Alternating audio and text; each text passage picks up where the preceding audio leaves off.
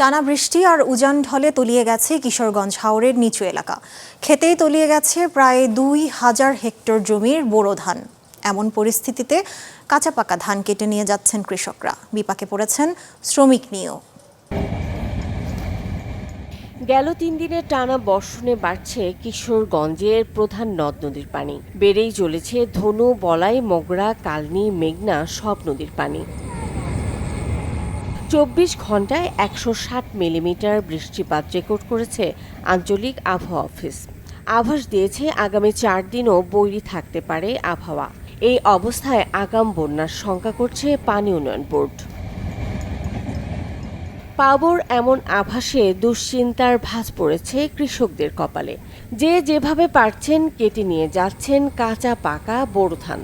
আমাদের জমি ভাই মনে করেন যে বৃষ্টির পানি তলায় নিচ্ছে, ঠিক আছে। তারপর ঋণ করে অনেক টাকা আনছি, ক্ষেত কেটে ঠিক মতো কাটতে পারতেছি না, কামলার দাম অনেক বেশি, ওইটার জন্য মানে একটু সমস্যা। বৃষ্টি একটা না হওয়াতে পানি নদীতে বের না হওয়ার কারণে এই অঞ্চলটা তলিয়ে গেছে। টানা বৃষ্টিতে বেড়েই চলেছে জলাবদ্ধতা। একমাত্র ফসল ডুবে যাওয়ায় চরম হতাশায় কৃষকরা। বলছেন বাড়তি মজুরিতেও মিলছে না ধান কাটার শ্রমিক। বুক পানি, কোমর পানি হয়ে গেছে জমির মধ্যে। জমি তলায় গেছে। যেখানে ১,০০০ টাকা লোক আসলে এখানে ১,৫০০ টাকা পাওয়া যায় না। আমাদের জমি তলায় নিয়ে গেছে, আমরা আমার সেই ক্ষেত কাটতে পারি না।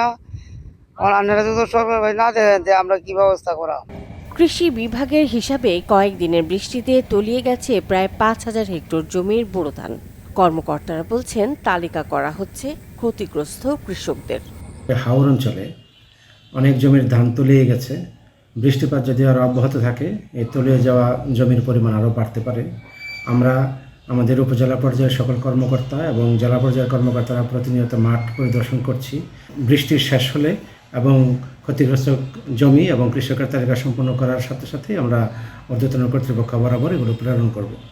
চলতি মৌসুমে কিশোরগঞ্জের ১৩ উপজেলায় ১,৬৮,২৬২ হেক্টর জমিতে আবাদ করা হয়েছে বোরো ধান।